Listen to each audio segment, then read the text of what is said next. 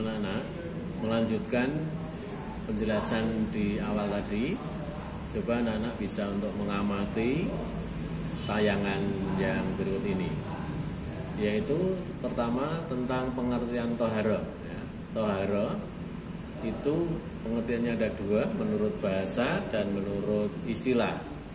Menurut bahasa artinya bersuci, sedangkan menurut istilah toharo adalah mensucikan badan, pakaian, serta tempat dari najis dan mensucikan diri dari hadas.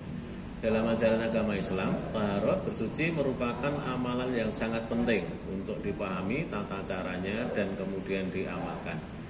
Setiap muslim yang akan menjalankan sholat disyariatkan untuk suci dari najis dan hadas. Hal ini menunjukkan bahwa sebagai seorang muslim harus senantiasa menjaga kebersihan dan kesucian. Selanjutnya dasar atau dalil perintah untuk bertoharo. Dalilnya atau dasarnya terdapat dalam surat Al-Baqarah ayat 222. Bunyinya, A'udzubillahi minasyaitonir rajim. Innallaha yuhibbut tawwabina wa yuhibbul mutatahhirin. Sungguh Allah menyukai orang yang bertobat dan orang yang mensucikan diri. Selanjutnya pengertian dan macam-macam hadas. Apa yang dimaksud dengan hadas? Hadas adalah suatu kondisi di mana seorang dalam keadaan tidak suci menurut ketentuan hukum Islam atau ketentuan syara.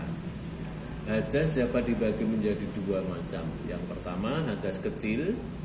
Yang tergolong hadas kecil ini adalah satu, keluarnya sesuatu dari dubur dan kubul, dari alat kita yang ada di depan maupun dari belakang.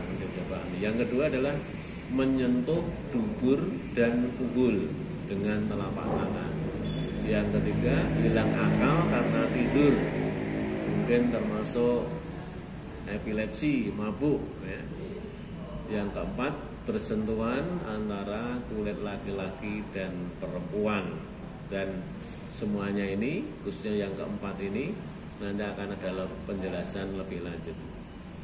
Kemudian cara mensucikannya, hadas kecil tadi, bisa dengan berwudu. Kalau berhalangan, ada sebab-sebab tertentu, boleh bertayamum.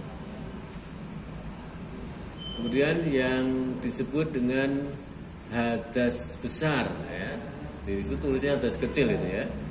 Seharusnya hadas besar. Penyebabnya yaitu berhubungan suami istri, kemudian datang bulan haid bagi wanita, keluarnya darah nifas bagi wanita yang melahirkan, keluar sperma, dan juga meninggal dunia. Cara mensucikannya adalah dengan mandi wajib. Jika berhalangan, alasan-alasan tertentu, boleh dilakukan dengan bertayamum.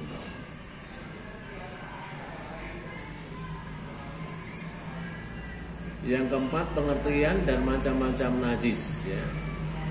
Najis adalah suatu benda atau kotor yang menyebabkan seorang tidak suci, seperti kotoran manusia, hewan, bangkai, darah, nanah, kencing anjing, babi, dan juga minuman keras. Najis dibagi menjadi tiga. Yang pertama, najis mukhafafah, adalah najis yang tergolong ringan. Contohnya adalah air kencing bayi laki-laki yang usianya belum 2 tahun dan belum makan minum kecuali ASI. Jadi belum pernah makan makanan selain ASI. Cara mensucikannya cukup dipercikan air yang suci pada tempat yang terkena najis. Yang kedua, najis mutawasito, merupakan najis tergolong sedang. Kebanyakan najis tergolong dalam jenis ini mutawasito ini seperti darah, nanah, kotoran manusia maupun binatang, muntah, bangkai, ataupun minuman yang memabukkan. Najis mutawasitoh dibagi menjadi dua, yaitu najis ainiyah, yaitu najis yang dapat diketahui, bisa dideteksi, dilihat dengan indera. Najis ini dapat diketahui melalui mungkin warnanya, baunya, ataupun rasanya. Cara mensucikannya dengan air yang mengalir sampai hilang warna, bentuknya, baunya, dan rasanya. Yang kedua, najis hukmiyah, yaitu najis yang tidak dapat diketahui atau dideteksi dengan indera. Najis ini tidak dapat diketahui warna, bentuknya, baunya, namun kita yakin najis tersebut ada.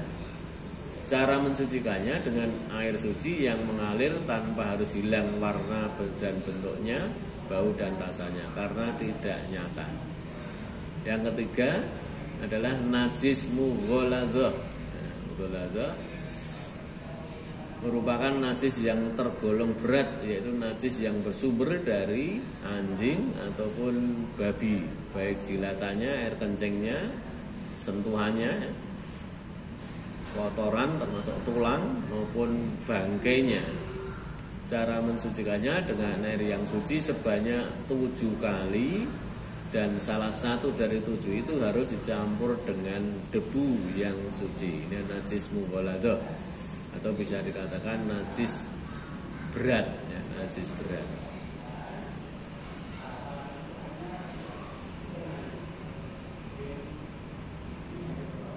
Ini anak-anak, untuk lebih jelasnya silahkan anak-anak bisa membuka buku paket, ya, mulai halaman tadi sudah saya sampaikan di depan 127 kalau nggak salah, ya.